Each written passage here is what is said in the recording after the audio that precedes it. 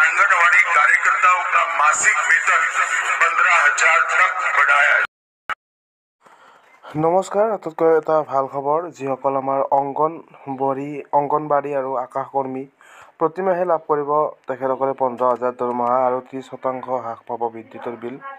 25টা প্ৰতিশ্ৰুতিৰে নিৰ্বাচনী ইস্তিহাৰ প্ৰকাশ বিজেপি চৰকাৰৰ। আৰু লগতে যি আমাৰ অংগনবাড়ী কৰ্মী আৰু আশা কৰ্মী আছে, সেই আশা কৰ্মীসকলৰ যি দৰমহা, সেই দৰমহা লাভ কৰিব 15,000 টকা। যদিহে পৰৱৰ্তী সময়ত বিজেপি চৰকাৰ গঠন হয়, তেতিয়াহ'লে প্ৰতি যি কৰ্মচাৰী আছে, সেই কৰ্মচাৰীসকলে লাভ কৰিব 15,000 টকা।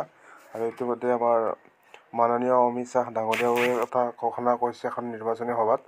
গতিকে এইটো এটা খুব ভাল খবৰ। যিসকল আমাৰ অংগনবাড়ী কৰ্মী বা আৰু লগতে যিসকল আশা কৰ্মী আছে, তেওঁলোকৰো এটা খুব ভাল খবৰ। গতিকে যিটো আমাৰ বহুদিন আগৰে পৰা যি আমাৰ অংগনবাড়ী কৰ্মীসকল আছিল, তেখেতসকলে কম মূল্যত কাম কৰি থাকিব লগা হৈছিল আশা কৰ্মীসকলে। গতিকে এটা খুব ভাল খবৰ আহিছে যে তেখেতসকলৰ যি মাননি, সেই মাননিখিনি বৃদ্ধি হ'ব পৰৱৰ্তী সময়ত।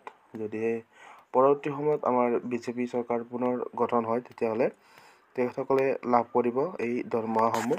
আৰু এখন নিৰ্বাচনী সভাত মাননীয় যি অমিত শ্বাহ ডাঙৰীয়া আছে, তেখেতে এই কথা সদৰি কৰিছে এই নিৰ্বাচনী ইস্তিহাৰত। গতিকে আমি ভিডিঅ'টো চাম, তাৰপিছত আপোনালোকে গম পাব।